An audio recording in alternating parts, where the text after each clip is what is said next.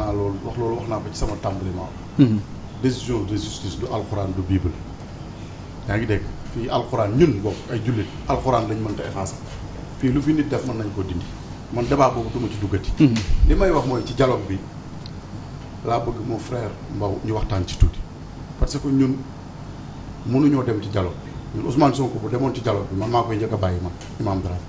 ah bon waaw ci condition yi yow nan la ñuy jàppee sa parti cadre yëpp ñu jàpp leen traqué leen. jàpp leen yow wax nga ni léegi Diomaye Faye kii la nu mu tuddati. détenu politique la. te mooy sunu numéro 2 wu parti. Barthélémy Dias mooy seen numéro 2 jàppuñu ko kon ñun mënuñoo dem ci dialogue boobu. ñu naxante dialogue bala nga ciy dem ki ngay dialogal da lay may foo yàkkee sa nàkk mais mënoo di traqué nit ñi di jàpp ñëpp cadre bu bokk Pastef nga fekk ko këram jàpp ko ba léegi waxu loo koy jàppee dañu woo ci dialogue demuñu ci loolu il faut mu leer. yaa ngi dégg. kon débat boobu ñun dañ cee dem ak responsabilité ña ca dem ku mel ni Khalifa Sall man je le respecte beaucoup.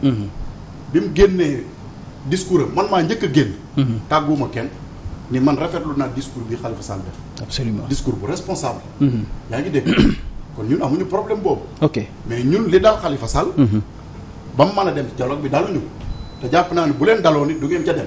parce que fii bu ñu naxante benn parti lañ singili di leen jàpp. loolu mooy dëgg. jàpp opposition bi ñëpp a ngi tourné dóoruñu leen ay lacrymogène Ousmane Sonko mooy def fu mu génn ñu dóor koy lacrymogène jàpp ay nitam. ku ànd ak moom ñu tam la dëmm. lii mooy dëgg kon ñun li tax demuñu ci jël nañ ci suñu responsabilité te regretté wuñ ci dara. mu des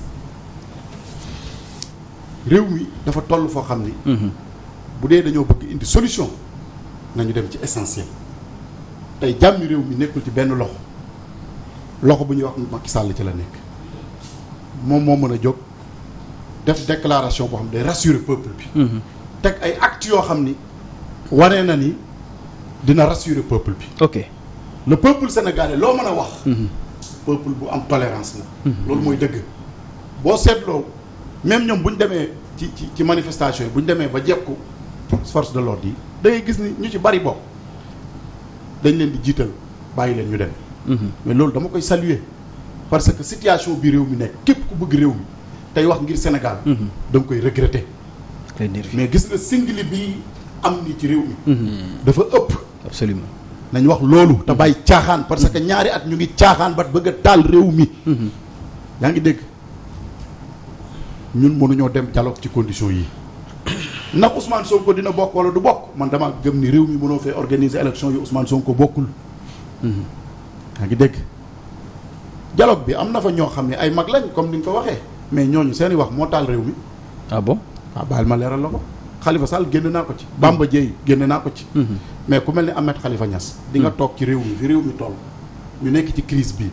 nga naan président gëmmal dóor. bu réew mi tàkkee yaa ko taal bu ñu naxante. yaa ngi dégg. je suis désolé ku mel ni Ahmed Khalifa Niass toog ci situation bi réew mi toll. nit ñi di wut solution nga toog naan gëmmal dóor ana moom mi doon wax Macky Sall gëmmal dóor. gis nga Macky Sall man Imam Dramé man maay wax ak yow te xam nga ni man du ma waxantu lu ma wax loolu laa gëm fii kenn dencalu la fi dara kenn parewu fi tamit pour rendi la man de du ma ko nangu.